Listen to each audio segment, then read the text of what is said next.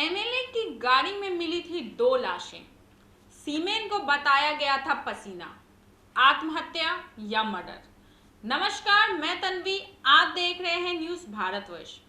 आज हम फिर आए हैं बिहार के एक और रहस्यमय मर्डर की कहानी के साथ। तो चलिए हम आपको बताते हैं। शिल्पी और गौतम करीब 8 घंटे से लापता थे और अचानक से उसका शव विधायक के सरकारी फ्लैट पर मिला।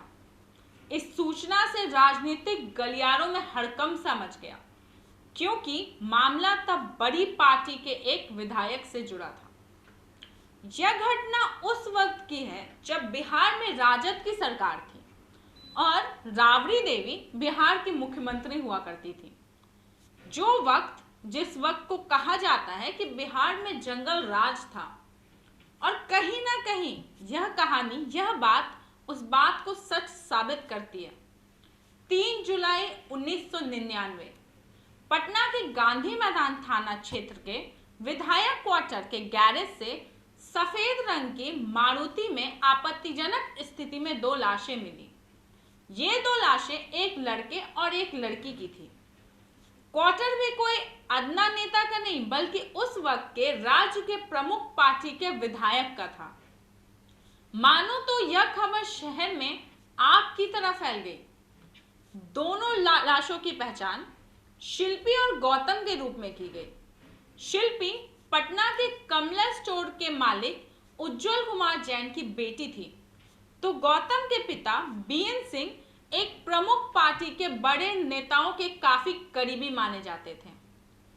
शिल्पी पटना विमेंस कॉलेज की छात्रा थी और गौतम एक बनता हुआ नेता था उस वक्त। दोनों काफी अच्छे दोस्त थे, क्योंकि गौतम विधायक का करीबी दोस्त भी था, तो उसने दोस्त के नेता के ही शिल्पी का एमएलए से मिलवाया था।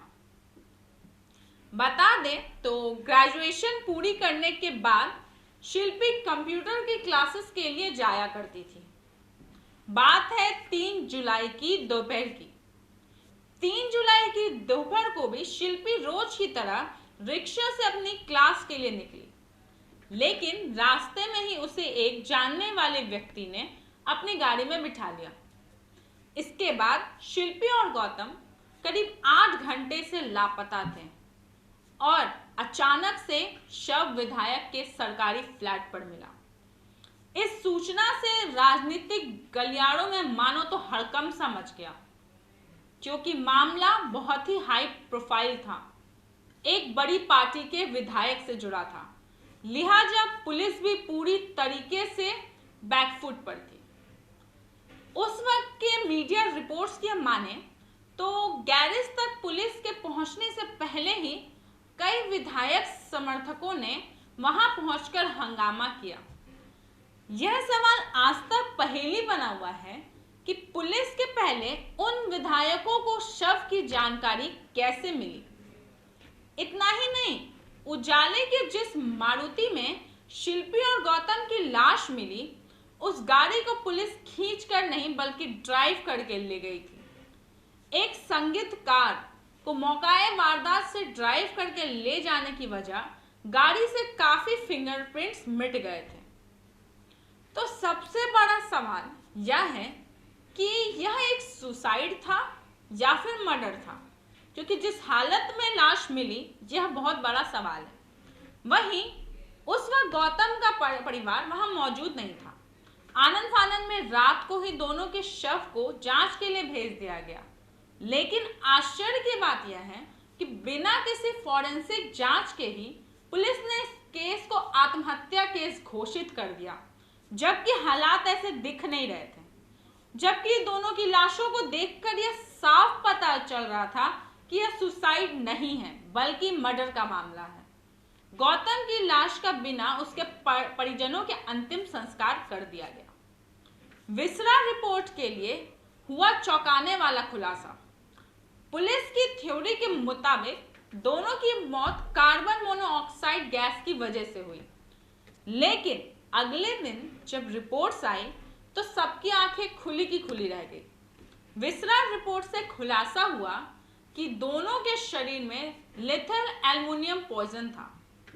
इतना ही नहीं, बल्कि कई लोगों ने तो ऐसा दावा किया कि शिल्पी के शरीर पर जूतों के भी दाग थे, लेकिन पुलिस ने इस बात को हमेशा की तरह इनकार करती रही।